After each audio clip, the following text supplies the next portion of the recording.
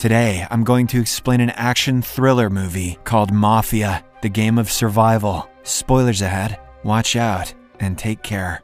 The movie opens in Moscow in 2072, where a popular game called Mafia has been developed into a hugely successful television show. The game begins with 11 participants, 9 civilians, and 2 Mafia members. The contestants must vote for those they suspect of being Mafia members, and after every round, the Mafia can choose a civilian they want to eliminate. The winning team will receive $1 billion, which they must share with the surviving contestants. Meanwhile, those who are eliminated will be subjected to their deepest fears in a simulation and face a horrific death. Joe Rogan shows up and tries to make you laugh until you literally die of boredom. And with this, the host announces the 57th season of the game and begins introducing the participants. The first one is an 85-year-old billionaire named Luca, who joined the game because he's tired of his boring life. He has 4 spoiled grandchildren who are circling like sharks and waiting for his death to claim his fortune. However, if Luca dies in the game, they won't receive a single penny. So, his family is cheering for him to stay alive. Gonna buy V-Bucks, Grandpa? Gonna buy some skins with that money, Grandpa? Fuck you, kids. The next player is a 38-year-old man named Eli who claims he has nothing to lose after being diagnosed with cancer, which will kill him in 3 months. He played the game to win money for his family, despite his wife's pleas to spend his last days with them. The host then introduces the 3rd and 4th contestants, who are actually prisoners straight from jail and have come to play to regain their freedom. The youngest is an 18-year-old boy, Ivan, who claims he was wrongfully accused, but the other prisoner, Butcher, is probably not innocent. He seems like a tough guy who is determined to take revenge on those who wronged him. After their introductions, the contestants begin speaking one by one, each swearing that they are innocent civilians and not Mafia. The host then gives them 10 minutes to cast their first votes, and as the countdown begins, the contestants' family and friends nervously watch on their televisions. The players begin arguing, so a woman named Marie asks everyone to stop wasting their limited time by bickering. She votes for a man named Kieran, and another contestant, Peter, also supports her judgment. But Butcher interrupts and says he recognizes Marie from a TV show, revealing that she was once a famous ballerina. However, her career was ruined by an accident on one rainy night that left her unable to dance. As a result, her fame disappeared, and she couldn't afford a prosthetic leg due to their high cost, which is why she entered the game. Butcher suspects that Peter and Marie are a couple, but it turns out Peter is simply her #1 obsessive fan and came to the game solely because of her. Since these two obviously know each other, the contestants begin to suspect that they're the Mafia. Peter tries to convince them that this isn't true, but the contestants don't believe him and start voting for Marie. This frustrates the ballerina, and she blames Peter for stalking her and ruining everything. He tries to save her by asking them to vote for him instead, but the contestants ignore his words. In the end, Marie is collectively voted out, but the host announces that she's just a civilian, which shocks everyone. Moments later, her chair begins to approach a black sphere looming above them, which eventually consumes her. Marie soon appears in a simulation and finds herself in the woods on a stormy night. It turns out her greatest fear is rain and thunderstorms because of her accident. She runs through the forest in terror, and in a desperate attempt to escape, she plunges off a cliff. Unfortunately, she's struck by lightning while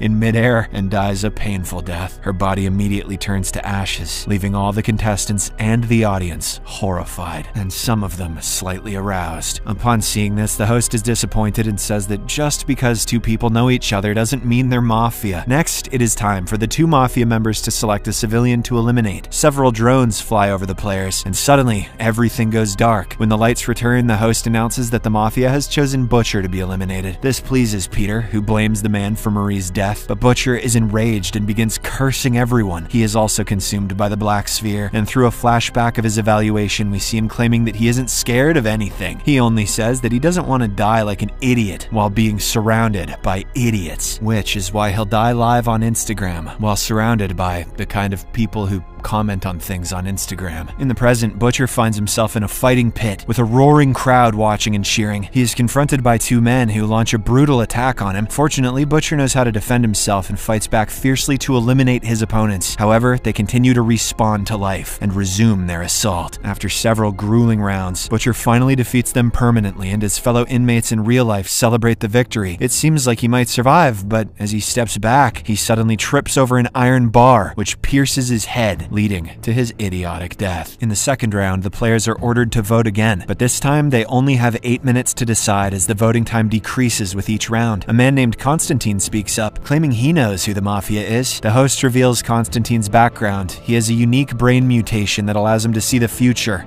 What? Okay. Because of this, he has worked as a consultant for large corporations and has even assisted the government during war. People have nicknamed him the Black Messenger because of his ability, and his greatest fear is dying of old age. Next, Constantine tells everyone that Peter is Mafia, and he chose Butcher to be killed to avenge Marie's death. Peter then asks why he allowed Marie to die if he knew the truth. Constantine reveals that it's because he didn't want to share the prize money with other civilians. Constantine now votes for Peter, and soon the other contestants follow his lead. Peter no longer cares either, as he doesn't want to live after Marie's death. In the end, he is eliminated, but the host shocks everyone by announcing that Peter is also a civilian. Soon, the chair begins to lift him toward the sphere, and shortly after, Peter wakes up in the middle of a vast ocean. This is definitely my fear. It turns out he is terrified of water, so he tries to row toward land, but the creator opens a hole and sends numerous sharks circling him. Yep, this sucks. Realizing he won't escape, he decides to fight them and manages to injure one shark with a broken paddle. However, the blood quickly attracts other sharks, who move in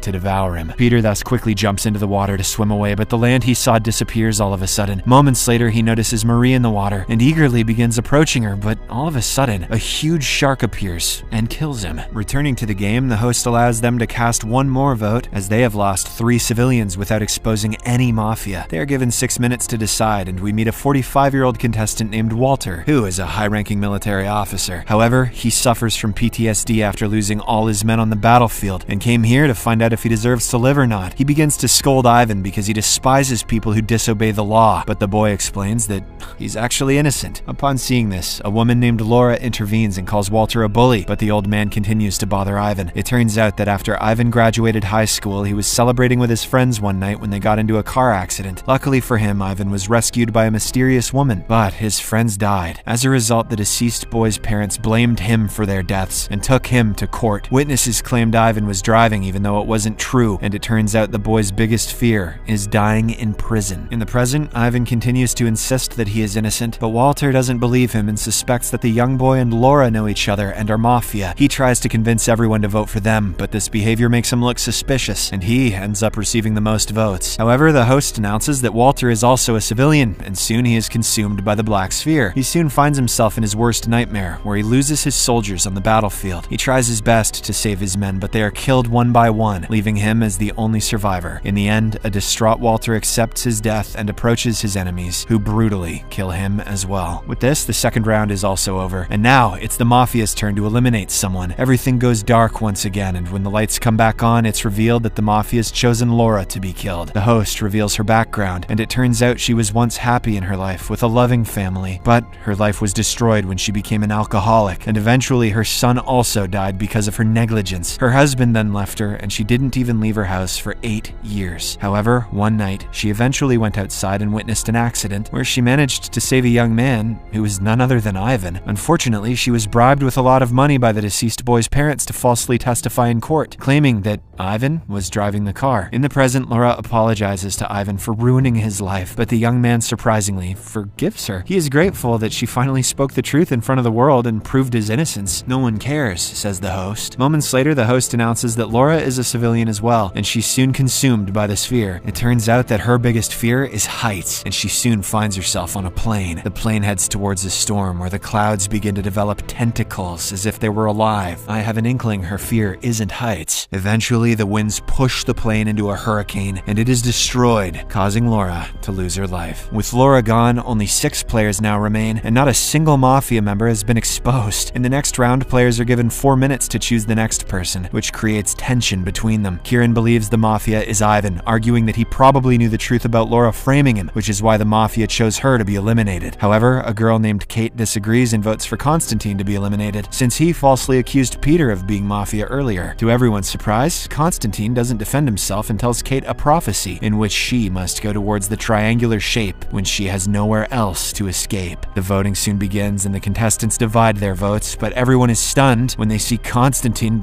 voting for himself. It turns out that in the history of this game, no one has ever voted for themselves until now. After he's eliminated, the host announces that Constantine is, in fact, Mafia, which stuns everyone and brings them relief. Soon, he is taken to the Black Sphere like the other victims. Constantine's soon finds himself on a staircase where he bumps into a man who calls him Grandpa, which offends him. He then looks into a mirror and is horrified to see himself aging rapidly. The man continues to weaken with every passing moment until he finally collapses to the ground. However, before dying, Constantine suddenly begins laughing and exclaiming how he successfully changed the course of his game. It turns out that his fear isn't dying of old age. In fact, it is his greatest desire. He's still dead, though, and he didn't get to experience old age. However, the host doesn't care about his words and resumes the game, in which the Mafia must now choose someone to be eliminated. Everything goes dark again, and when the lights come back on, the host announces that the chosen one is Ivan. Kate feels very bad for the young boy, who had a whole life ahead of him, but Ivan doesn't mind and is relieved that he managed to prove his innocence to the audience and to his mother before his death. The host then announces that Ivan is actually a civilian, and soon he is led to the Black Sphere. The boy soon finds himself in prison where some guards take him to execution, but Ivan imagines himself on a beach where he sees his mother, who's giving him the courage to face his death. The guards at the jail eventually shoot him, while everyone in the audience is saddened by his loss. With this, only 4 players now remain in the game: Kate, Kieran, Luca, and Eli. The host gives them 2 minutes to vote, and tensions rise as everyone begins arguing and accusing each other of being mafia. Kate and Kieran seem to protect one another, which leads Eli to suspect they might be romantically involved. Through a flashback, we learn that Kate and Kieran had met in a bar one night before the game. It turns out they really hit it off, and Kate shared her secrets with him, including how she grew up in an orphanage without parents. Whoa, keep that sexy talk for later. The two had a good time, but they had no idea they would meet again in the game. In the present, Kieran declares that they're not conspiring, but Eli and Luca don't believe him. Meanwhile, Kate has had enough of everything, so she refuses to vote and doesn't want to be responsible for someone else's death. Eventually, their voting time runs out, and since they didn't make any decisions, the game is forced to choose a random person to be eliminated. Ironically, it ends up being Kate, but it turns out she is also just a civilian. Her fears are revealed, which turn out to be heights, snakes, and deserts. Her chair then lifts to go into the Black Sphere, and seeing this, a panicked Kieran gets out of his chair to help her. Don't take her to the great sandy cock in the sky! As a result, the sphere consumes both of them, and the host is stunned because such an event has never occurred before. Both Kate and Kieran soon arrive in a place with only a glass surface beneath them. Kieran assures her not to be afraid, but soon the floor begins to crack. The two quickly run away, but they are soon forced to jump and fall into an abyss. Surprisingly, the two are still alive, but they're lost somewhere in a vast desert. They begin looking for a way out when suddenly Kate notices a triangle of light on a cliff and recalls Constantine talking about this. The two assume it must be the exit and rush towards it, but all of a sudden, Kate's other fear, a huge snake, appears and begins chasing them. They somehow manage to escape the snake, but things take a worse turn when they notice a giant monster made of lava crawling toward them. Kate's fears are stupid. The duo realizes they are not only confronting Kate's fear, but Kieran's as well. She asks him what his greatest fear is, and he admits that it is losing her. He then urges her to oh, come on. They just met at the bar. He then urges her to hide while he faces the monster, but he is severely injured in the process. During the fight, Kieran notices that when the monster steps in front of the light triangle, its body begins to burn. He soon realizes that the creature is sensitive to the light and also spots a triangle hanging around its neck. Kieran then snatches the pendant and uses its light on the monster, which eventually causes the creature to be burned to ash. Kate and Kieran then see a stone with faces carved into it, and one of its eyes has a triangle missing. They place the pendant there, after which the place starts shaking, and soon they find themselves at an establishment. Moments later, they notice a woman handing her baby to some staff in the room. Kate finally realizes that this is the orphanage she grew up in, and admits that one of her greatest fears is knowing why her mother abandoned her. That's too many fears, Kate. Pick one. She begins to get emotional, but Kieran assures her that whatever she is seeing isn't real, and that she